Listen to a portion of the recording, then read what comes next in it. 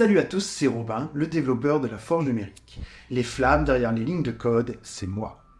Alors, dernièrement, j'ai eu le plaisir de tester Llama 3, la dernière version du LLM de Meta, et je peux vous dire que le bond technologique par rapport à Llama 2 m'a complètement bluffé.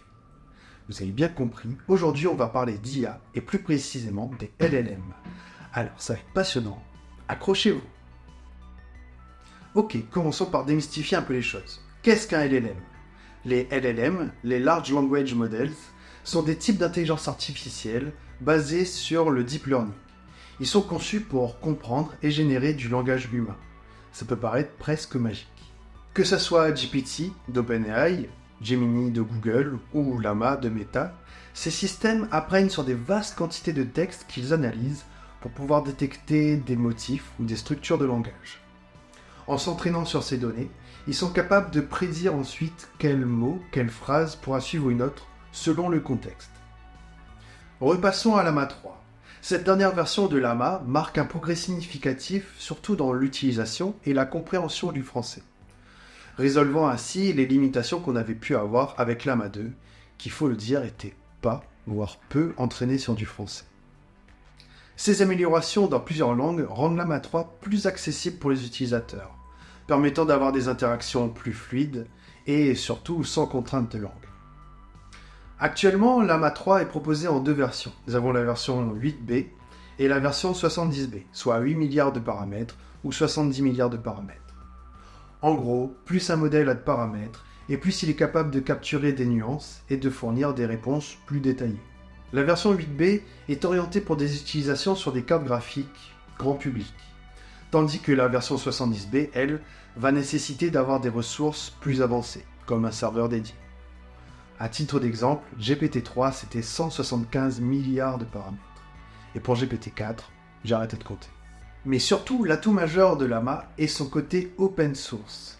Meta démocratise l'IA en rendant public son modèle de langage, permettant à n'importe qui de le télécharger et de l'exécuter sur son propre système. Cette facilité d'accès ouvre des possibilités infinies pour les développeurs ou les entreprises de toute taille, leur permettant d'expérimenter, de modifier, de personnaliser le code de l'intelligence artificielle sans avoir à dépendre de serveurs externes, pour pouvoir automatiser des tâches en interne directement. Fini les partages de données. Pas d'internet, ce n'est pas grave, tout se passe sur votre ordinateur. Bref, Meta fait un coup magistral ici en jouant la carte de l'open source, les plaçant, je pense, en tête pour les années à venir. Mais aujourd'hui, les LLM ne se contentent pas de fasciner en écrivant de beaux poèmes, qui cela dit, j'avoue que c'est assez impressionnant. Mais ils révolutionnent notre manière de travailler, que ce soit dans le marketing, les médias, avec la création de contenu, que ce soit pour les développeurs avec des outils tels que GitHub Copilot, qui rendent le processus de développement plus rapide et intuitif, ou encore les chatbots, en offrant des assistances précises et instantanées. Et pour finir, d'après moi, le point le plus important, l'éducation. Les LLM aujourd'hui sont capables de répondre à des questions complexes avec une simplicité parfois surprenante. Ces outils rendent l'éducation plus accessible, interactive et surtout adaptée aux besoins de chacun. Alors, c'est très bien d'avoir un potentiel infini au bout des doigts, encore faut-il savoir le comprendre et l'utiliser. Pour obtenir les meilleures réponses de l'IA, il est crucial de savoir poser les bonnes questions. Alors voici quelques astuces pour affiner vos prompts pour devenir le Van Allen de l'intelligence artificielle. Commencez par clarifier vos objectifs. Prenez un moment et réfléchissez à ce que vous voulez exactement. Est-ce que c'est plutôt une réponse détaillée ou une vue d'ensemble ? Ça permettra d'orienter l'IA correctement dès le début. Soyez spécifique dans vos questions. Par exemple, au lieu de poser la question « Comment améliorer mon site web ?», posez plutôt la question « Comment optimiser la vitesse de chargement de mon site en 2024 ?» Utilisez les contextes et donnez des rôles à l'IA pour avoir des réponses plus ciblées. Par exemple, demandez-lui de répondre en tant que spécialiste marketing pour une stratégie de campagne de fin d'année. Utilisez des mots-clés. Les modèles de langage analysent les mots et les phrases que vous utilisez. Alors, en utilisant des mots-clés dans vos questions, vous permettez à l'IA de mieux comprendre le sujet abordé. Et enfin, n'hésitez pas à reformuler la question.